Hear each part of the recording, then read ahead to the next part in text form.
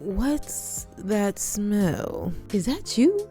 Nah, it can't be you. Cause one thing I know is that Black women don't play when it comes to hygiene. You got your scrubs, your perfumes, the little eucalyptus thingy hanging in the shower. You basically got a whole little spa in your own bathroom. At least that's the way we make it seem online. But the real question is, why? Is it really just self-care? Or is it for other reasons? Yo, don't mind my hair. This bun was cute in the mirror. But as I'm editing this video, these random strands are pissing me off. Just ignore it or else I'ma beat you up. JK, I can't fight.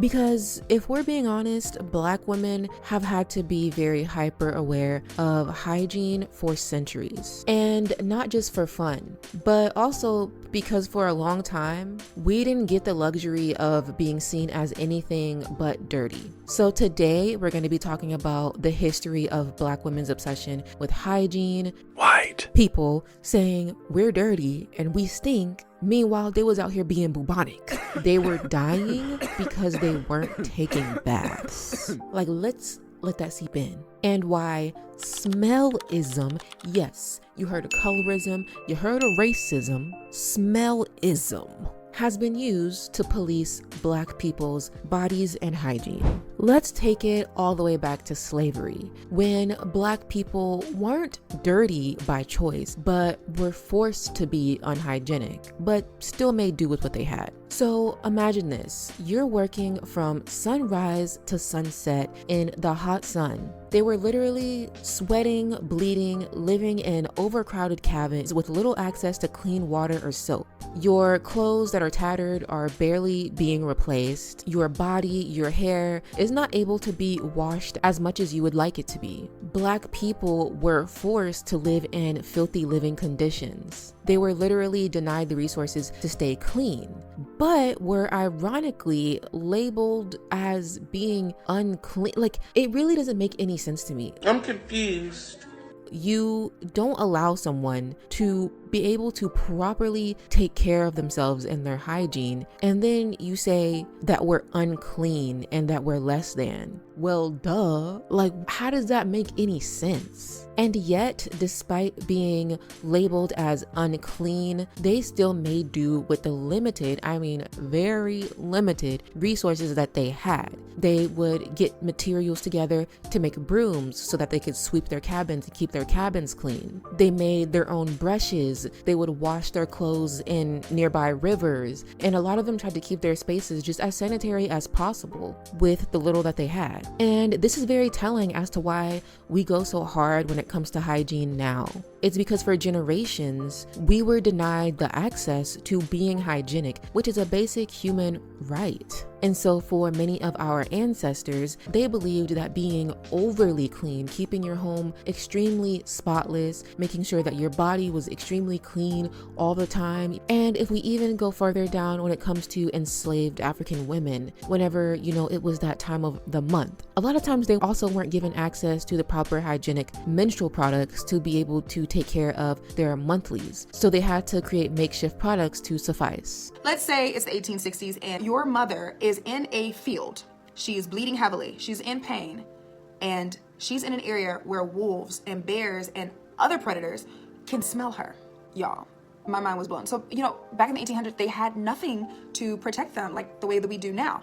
We now have sanitary napkins that can, quell the stench. Other people, they can't necessarily smell us. But the fear, the fear. When people talk about how I am not my ancestors, first of all, not only is that disrespectful, I think it's very ignorant to say, because I don't know how I would have dealt with that.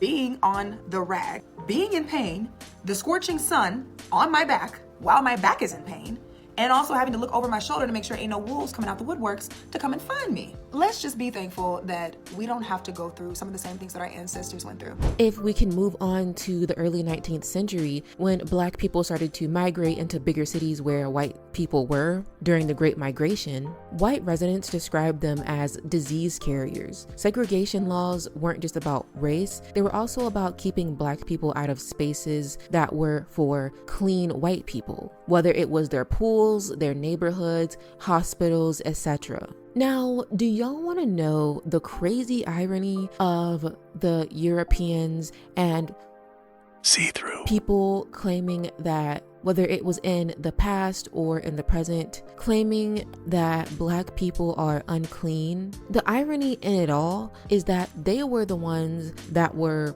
doo-dooing in the streets.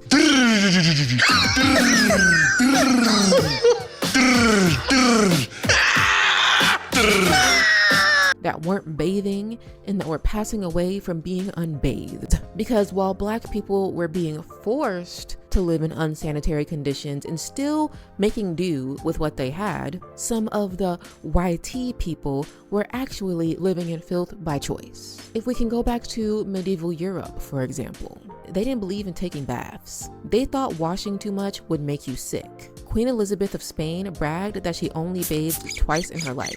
In London, people dumped their feces directly into the streets. They were having poo-poo parties, which obviously led to the Black Plague and killed millions of people. Yeah. And in the Victorian era, they literally had something called the Great Stink, because the river was full of poo-poo and it stank, okay? Imagine having an era in your history called the Great Stink. Diabolical.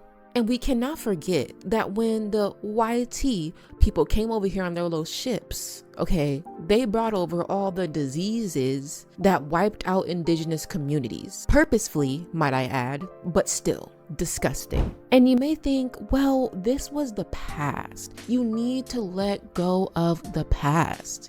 Well, if you want to talk about the present, there are still YT people sitting with their podcast microphones on talking about how they don't believe in bathing, how they have bath days every once in a while, and how if their kids go swimming in the swimming pool or in the river or the lake, they don't think they need a bath. The chlorine in the pool is going to clean them. That's enough. I don't care. I don't care. Okay. I really don't give a fuck. Do you use a washcloth? No, me either. I think disgusting. Am I scrubbing my body with a washcloth? Yeah. Absolutely not. Were you a washcloth family? Fuck no. No? No. It's not. I don't know. We were trash, but we weren't that bad, I feel like. Or if we can remember that horrible day whenever someone posed the question on Twitter if people wash their legs in the shower. Yeah, remember that day? The Great Leg Debate. And shockingly, a large number of YT people said no. Water will just run down, so basically it's the same thing. I don't think my legs get dirty enough to need scrubbing. It's just extra work. Excuse me? Now, if we compare this to how a lot of black people were raised to take a bath, it was a full head to toe body event, okay? You scrubbed, okay? And you don't use the same washcloth you use on your body on your face. And then when you get out of the shower, you moisturize your body. Like there's steps, there's process, there's a procedure. What's the procedure? for taking a shower? Now, the Great Leg Debate got so crazy that even celebrities jumped in. Taylor Swift publicly clarified that yes, she washes her legs, not because she normally would, but because she shaves them and the shaving cream does the job. We're back with Taylor Swift, who was just telling me about washing her legs in the shower. I couldn't hear you. Did you say you do wash them or you don't? I do, because when you shave your legs, isn't the shaving cream is like soap, right? Yeah. It is. I think that's a reason that most women wash their legs, because we have to, because we shave our legs. Yeah. Yep. So that counts. So, Oh, for sure. Now, what does it mean when YT people can loudly and boldly claim that they don't wash their legs? Or another thing I forgot to mention, that they don't believe in using a washcloth, that apparently that is nasty, that you just get your grand slammer. I don't know why I called it a grand slammer, but you get your little handsy and you just use that. So what does it mean when they can loudly proclaim on the internet that they don't believe in basic hygiene? But black people, for a very long time, have been obsessive about hygiene and can still be labeled as unclean and seen as dirty for something as simple as having natural hair or having locks, for example. As if locks don't take maintenance, as if locks don't get washed, as if having natural hair means that you're not washing your hair just because we may not wash our hair every week or every 2 weeks. But obviously our hair texture is different and requires a different maintenance schedule. But just because you're not washing your hair doesn't mean you're not washing your body. So what does it mean? What does it mean you can come on the internet and say, well, I got in the pool, so I don't need to wash? What does that mean? I'm frightened. I'm scared. I'm deplored. And we can't forget the conversation of colorism. I feel like I always bring up colorism. It's, at this point, what can we say? It affects every aspect of life. But we all know how when we were kids, how dark-skinned girls were seen as being more dirty, or, you know, that girl in the class that people just would call dirty and assume was dirty, and really she wasn't more or less dirty than anybody else. She was just darker than everybody else. Y'all know. Now, as Black people, specifically Black women, are we overcompensating when it comes to the hygiene thing? Like, we can be honest, this is a safe space. Because when it comes to self-care, hygiene, beauty maintenance, that's always been a thing. But social media has ramped it up 1,000%. There's this really heavy emphasis recently on being soft and being feminine among women in general, and also Black women specifically. And I think that's really interesting, and a big sentiment that a lot of these feminism coaches or feminism experts or femininity coaches, I don't know what they're called, but a big talking point is hygiene. Make sure you always look a certain way. Make sure you always smell good all the time. Make sure that you smell like fruit roll-ups and Starburst and magnificent rose tulip petals every single day. And when you leave the gym, you better sweat out Skittles. We do a lot for hygiene, and we spend a lot on hygiene. According to the 2020 Nielsen report, we account for almost 11.1% of the total beauty industry spending, despite only making up 6% of the US population. And it's not just about looking good or feeling good for ourselves. There's a lot of this hyper-consumerism when it comes to hygiene in general, having a bunch of scrubs lined up in your bathroom, or having every lotion from Bath and Body Works or every perfume from every brand known to man. And a part of it feels a little bit unnecessary. Like, as humans, we cannot use up all these products before they expire. So it's like, are we really doing this for ourselves, or is there a point to prove? QTNAs. I know a lot of us have seen those people online participate in something called the Hygiene Olympics, okay? There's sprinters, there's gymnasts, there's basketball, there's tennis, there's every sport known to man in the Hygiene Olympics. There's no sport that we go harder in when it comes to the Hygiene Olympics than the shower games, okay? The Great Shower Games. Oh, you shower once a day? Well, I shower 2 times a day. You shower twice a day? I shower 3 times a day minimum. Oh, you shower 3 times a day? Well, I shower before I eat my breakfast, and then I shower while I eat my breakfast, and then I shower after breakfast, and then I shower while I'm at work, and then I shower at lunch, and then after I get home from work, I shower, and then I cook dinner, and I shower again, and then before I go to bed, I take one more shower. Like, okay.